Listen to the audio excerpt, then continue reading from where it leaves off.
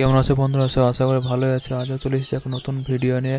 আমার ফার্মের দাড়ি ছাগলে তার নিজের বাচ্চারই শিং ভেঙে দিয়েছে। দেখেন শিংটা এমনভাবে ভেঙেছে, তো আমি সকালবেলা তো চুন দিয়ে দিয়েছে। আমার মুরগিগুলোকে ছেড়ে দিলাম, এবার খাবার দেওয়া হবে, দানাদার খাবার। দানাদার খাবার আমাদের গম, চালটা আমার শেষ হয়ে গেছে, চালটা আনতে হবে এবং চালটা কালকে আনতে যাব।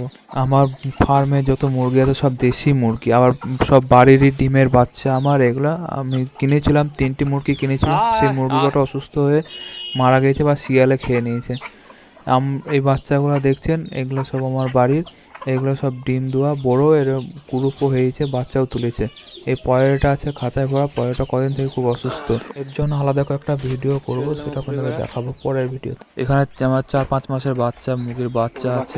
বাচ্চাগুলোকে আমি তুলেছিলাম, শিয়ালের ভয়ে তাদেরকে আমি খাঁচায় ভরে রেখে দিই। এদেরকে ছাড়লেই শিয়ালে নাহলে বিড়ালে আমার বাচ্চাগুলো নষ্ট করে দিয়েছে। এর জন্য এদেরকে আমি এই খাঁচায় ভরে রাখি। বাচ্চাগুলো খাঁচায় ভরে খাবার দিয়ে দেবো, দিয়ে একটু বেলা হবে তারপরে ছাড়বো। এখন ছাড়লে লোকের বাড়ি এদিক ওদিকে যে খুব জ্বালায়, তার জন্য এদেরকে আমি খাঁচায় ভরে রাখি। একটু বেলা হবে তারপরে। শিয়াল বিড়ালের বেশি ভয়, কারণ শিয়াল বিড়াল এদিকে জঙ্গলে থাকে, আর মানুষগুলো বাড়িতে যায়, মুরগির বাচ্চাগুলো এদিকে তাড়িয়ে দেয় এবং শিয়ালে বা বিড়ালে নিয়ে চলে যায়। এর জন্য আমি একটু দেরি পর্যন্ত মুরগিগুলোকে বেঁধে রাখি খাঁচার ভিতরে। বাচ্চাগুলো খাঁচায় ভরাতে হলে অন্য কাজ করতে পারি। এই পায়রাটা দেখছেন, এই পায়রাটাকে আমি ওই বাচ্চা মুরগির খাঁচায় ভরে দেবো এবং এই বাচ্চাগুলো যখন ছাড়বো তখন ওই পায়রাটাকে ওই খাঁচায় ভরে দেবো আমি।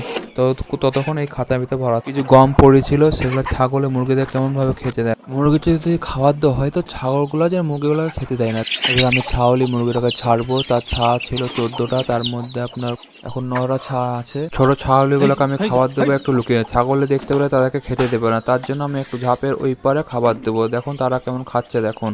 এবার খাঁচার ভিতরে থাকা বাচ্চাগুলোকে আমি ছেড়ে দিলাম।